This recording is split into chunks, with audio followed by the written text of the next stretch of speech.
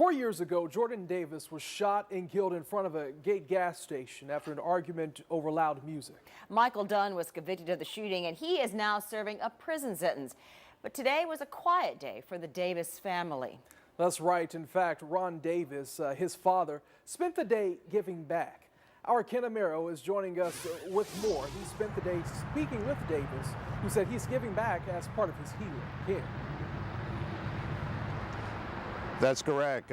He believes that's part of his healing therapy. Now, there were no vigils today, but 4 years ago on this date, this is where Jordan Davis was shot and killed. There's a plaque on the wall right behind me where you can see a bouquet of flowers.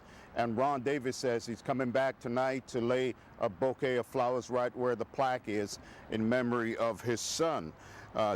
Davis spent the day giving back to the community that he feels has given him the strength to survive the last 4 years. Thanksgiving Eve, and turkeys are being delivered to the Clara White Mission. Oh my God, There's also a financial donation. The turkeys are from the Phillips law firm, the check from Ron Davis. And I said, you know what, I'm not going to stay in the house with my grief or anything like that today, that I wanted to come out to Clara White Mission. 4 years ago, Davis lost his son, Jordan.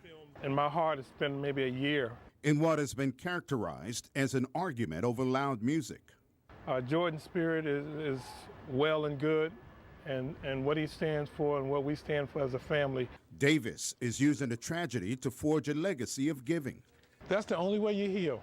You know, the way you heal is giving. For the past 1,460 days, he's delivered a message of personal accountability to the faces that resemble his deceased son. Whatever you do, you hold yourself accountable. A message he's taken to Switzerland, Peru, London, and most recently, Ohio. I say, let's reimagine what we look like to society. Davis says young men need to conduct themselves in a certain manner at all times. Everything you do can cause you to lose your life. Jordan opened his big mouth. He yelled back at Michael Dunn. It's not something that he should have died for, but he did. Saving one child is what fuels the Jordan Davis Foundation. It also strengthens the heart of a grieving father.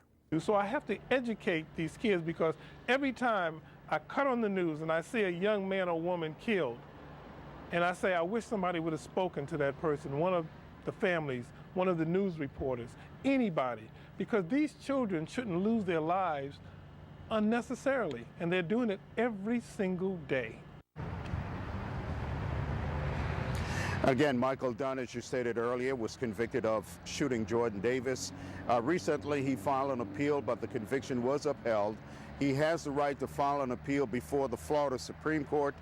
If he does, Ron Davis told me that he and his family will be there to convince the court that Michael Dunn needs to complete his sentence behind bars. Back to you. Ken, thank you so much.